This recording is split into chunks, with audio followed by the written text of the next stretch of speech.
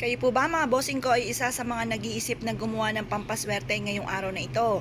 Aba mga bossing ko, mainam naman po yan. Lalo-lalo na pasalubong po tayo sa unang pasok po ng buwan ng Mayo ng Biyernes. Ito po isa sa mga pinakamaganda na pwede nating gawin upang sa ganon, taboy lahat ang kamalasan at tuloy-tuloy ang agos po ng swerte mga bossing. Ito pa mga bossing ko ay ang ating bawang. Ganon din po ang ating pong tubig. Ito po ay pinaka-powerful na pang-cleansing ng mga negatibong enerhiya na hindi nyo nakikita sa loob ng inyong puntahanan. Mainam na meron po kayong ganito mga bossing. Ito po ay subok na. Isa rin po ito sa paborito ko na gawin mga bossing. Ang gagawin nyo lamang po, pupunta kayo sa harapor sa may silangan po ninyo ng 6:30, alas 7 at ito ay matatapos ang paggawa nyo ng pampaswerte hanggang alas 8 lang po ng umaga. At pagkatapos ibulong nyo po dito sa ating pong bawang at ganoon din po sa tubig ang lahat ng mga nais ninyo na maganap. Halimbawa po, kayo po ay magkaroon ng lahat ng mga pinapangarap ninyo, makabayad sa lahat ng mga pagkakautang, hindi na muli kayong malasin pa, bukod sa sipag at tiyaga ay may patutunguhan ng inyong kasipagan, yayamat kayo at magtatagumpay, lahat ng mga pangarap ninyo ay matutupad, malalayo kayo sa mga taong nakaka-pressure sa buhay po ninyo, at pagkatapos i-wish na po pati kalusugan po ninyo, nagagaling po kayo at hindi na kayo muling magkakaroon ng karamdaman.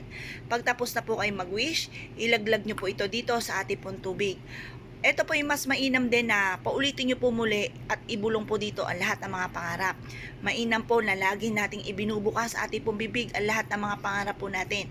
Proven po ito mga bossing. Kaya kung kayo po isa sa mga mahilig sa mga pampaswerte at nagnanais ka na gumawa ng pampaswerte ngayong umagang ito, subukan nyo po ito mga bossing. Ngayon po mga bossing, hayaan natin itong ating wishes na ito mga bossing ko sa liwanag ng araw hanggang alas 8 ng umaga. Hayaan nyo siyang mabilad, kagaya po nito mga bossing, hayaan nyo siyang mabilad sa sinag ng araw. Pagtapos na po ng alas 8 ng umaga, kunin nyo po ito. Pwede rin po naman, kung meron po kayo sa silangan na bintana, iwanan nyo na po siya doon kasi maganda po na nasisinagan ito ng sinag ng araw. At pagkatapos, pwede pong kada 24 oras paltan nyo ng tubig. Tubig lang ang itatapon. Yung bawang, yung po muli ang inyo pong gagamitin. Ang gagamitin nyo pong bawang ay fresh at dapat po ay hindi siya malambot. Kapag tuyo na ang loob ng bawang, hindi na po yan epektibo. Kailangan po ay fresh po yung ating bawang. Ngayon po mga bossing, kung kayo po ay gagawa ng ganitong mga pamamaraan, basta i-mindset nyo na kayo magtatagumpay, ayudahan lagi ng mga salitay ng mga magaganda, proven po ito. Kaya kung kayo po naniniwala, subukan nyo po itong gawin. Kaya kung kayo po gagawa rin naman, good luck sa inyong lahat!